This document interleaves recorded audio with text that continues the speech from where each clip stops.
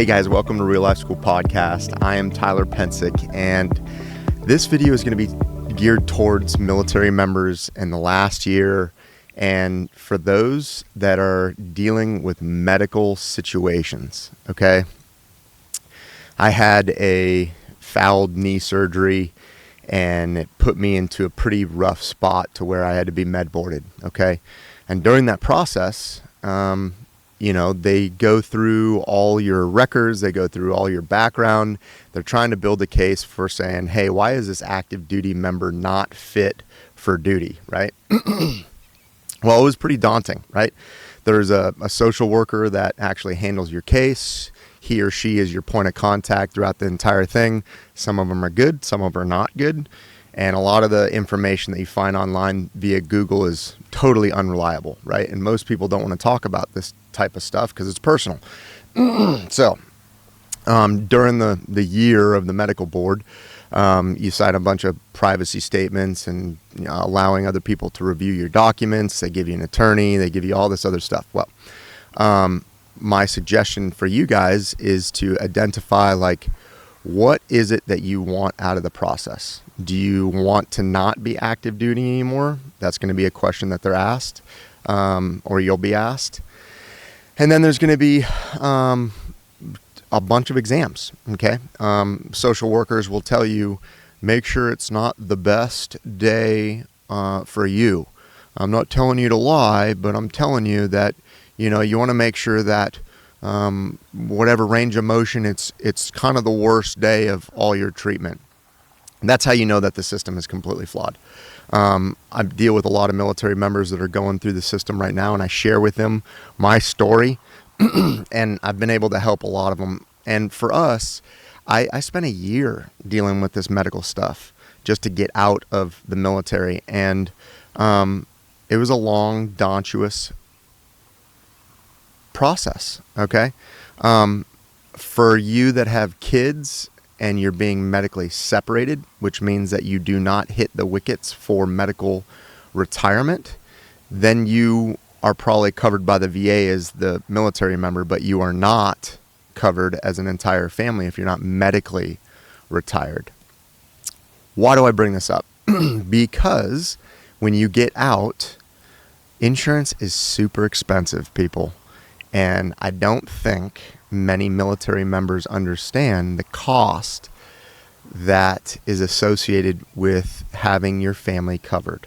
Okay, when we got out in the 6-month handoff because we were medically separated, 6 months wears off. I had 2 knee surgeries after, and I still couldn't walk. And I'm having another 4th knee surgery here in the next month. But long story short, it's expensive.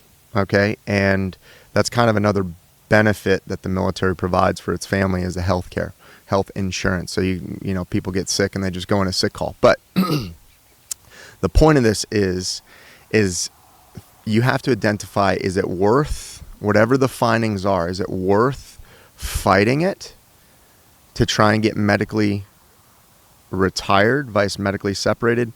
For my family and I, we were just sick of fighting, and it was kind of wild that we had to fight the same organization in which we were a part of for so many years, and I just was sick of fighting. And that may be the same scenario for you. You just choose to get on with your life and move on and tackle the next dream, and that's fine. So for all the other military members that are going through the medical separation, going through the med board, there's not very much specific information out there on the internet to help you.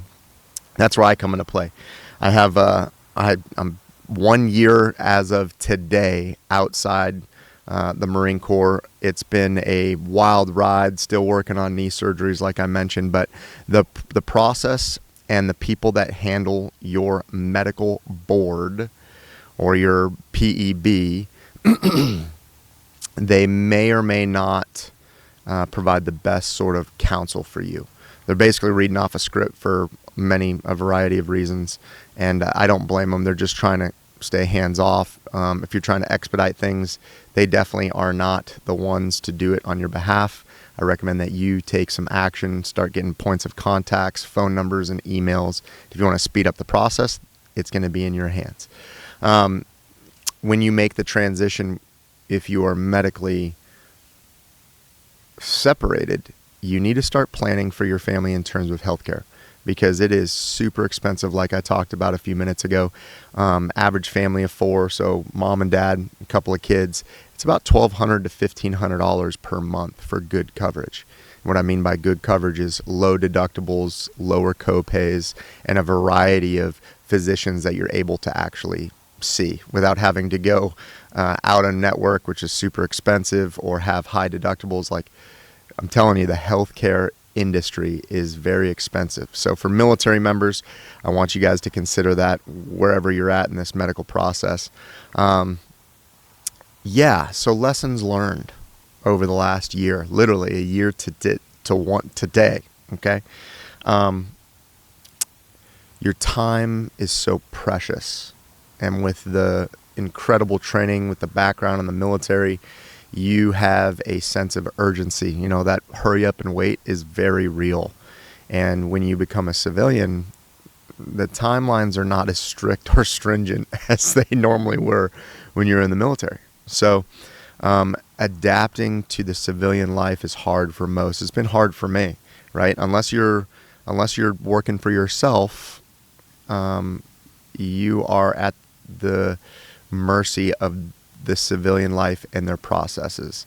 You may have a boss that may or may not be fit for the position, and it's kind of hard to deal with that, right? In the military, you rotate typically every 2 to 3 years, and if you don't like the person, you just wait long enough to have them depart, right? We know what that means.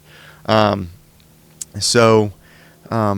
feel like there are a lot of people and families that are going through the medical separation process, and I'd like to make myself available for you guys and help you guys on a mass scale. So if you find that this information is useful, or you're kind of intrigued by my background and how I went about it and the processes, I took incredible notes in terms of pictures that were drawn up on the board in the PEB, or excuse me, the social worker's office, for like timelines for, exams, when they're going to be submitted, when it goes from the MEB to the PEB. Like, I have all that information, and I love sharing it with people on a one-on-one basis, because I know it's providing a lot more support than the Google machine. So reach out to me, subscribe, like, follow, and schedule a one-on-one with me, and we can figure out the best course of action for you guys.